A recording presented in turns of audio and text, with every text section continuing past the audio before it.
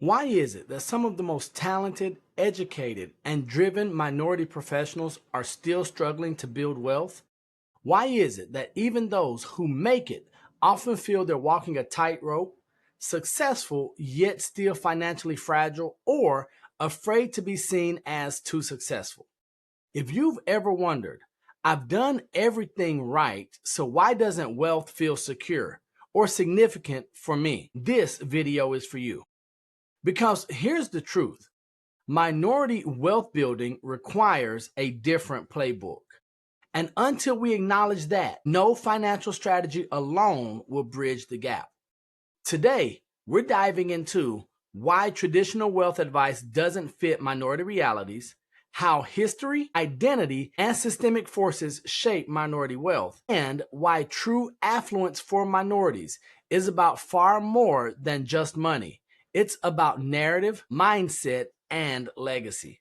Let's get into it. Let's talk about why the standard financial playbook doesn't fit. Most financial advice sounds like this: save more, spend less, invest early, avoid debt.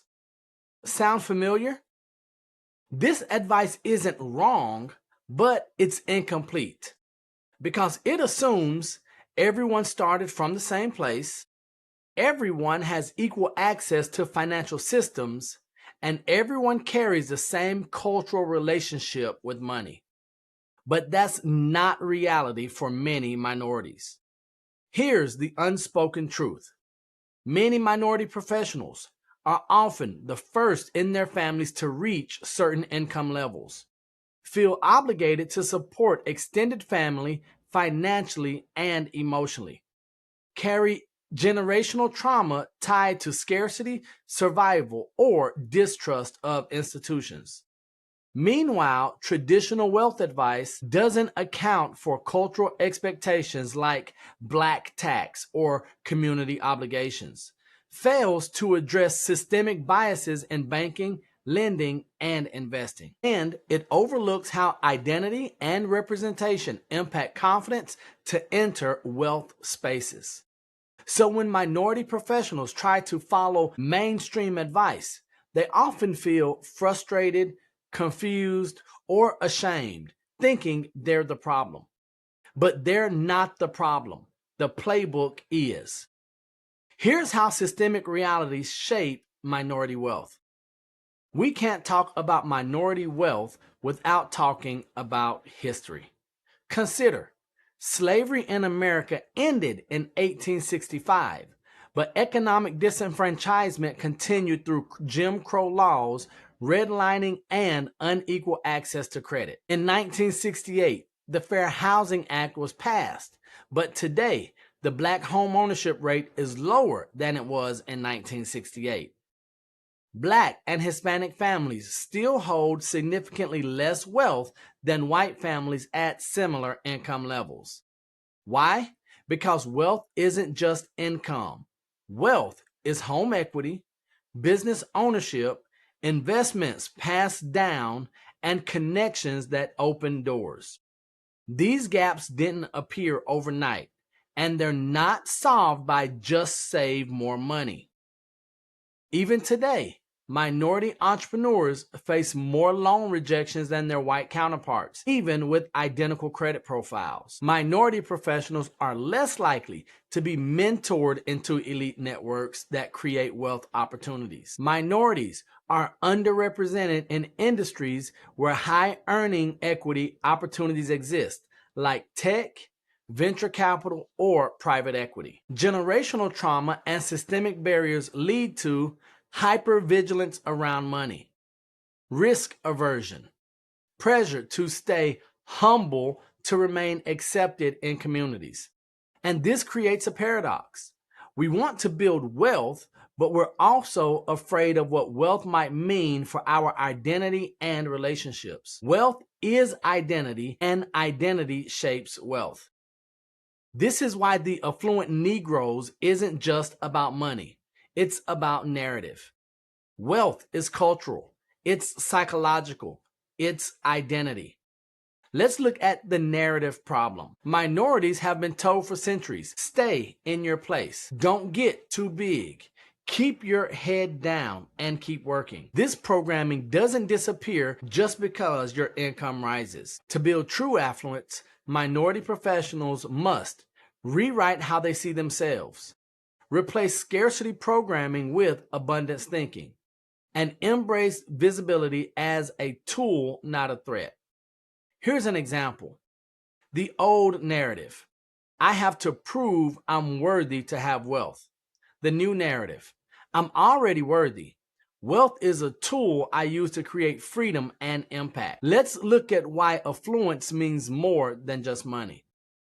When minorities talk about wealth, it's not just about dollars in an account, luxury cars, designer clothes. True affluence means freedom from financial fear, freedom to say no to toxic environments, the power to shape community futures, and ownership of your narrative and legacy. The Affluent Negroes is about claiming your place at the table and knowing you belong there. Ready to start shifting from survival mode to an affluence mindset? Here's where to begin. Step 1. Audit your money story. Ask, what beliefs about money did I inherit growing up? Are those beliefs helping or hurting me now? Where do I still feel guilt or fear around wealth? Awareness is the first step. Step 2. Define your version of affluence. Affluence isn't just about numbers. Define, what does wealth mean for you? How does it feel? What freedom does it give you? Without your own definition, you'll chase someone else's. Step 3. Expand your circles.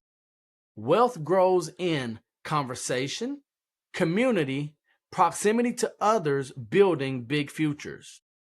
Look for networking events in high-value spaces, mentorship from those further ahead, and new environments where your identity is an asset, not a liability. Here's step number 4. Learn wealth tools specific to your needs. Don't just follow generic advice. Focus on asset building, business ownership, strategic investing, estate planning for generational wealth. The Affluent Negroes isn't about getting rich quick. It's about sustainable legacy building wealth. Here's your action plan for this week. Write down your current money story. What's your earliest memory about money? Define your version of affluence. What would true freedom look like for you? Identify one wealth building environment you'll step into this month. A networking event, a mentorship group, a wealth-focused mastermind. Remember, building wealth as a minority isn't just about money. It's about rewriting the narrative and building power for generations to come. So let's do a quick recap.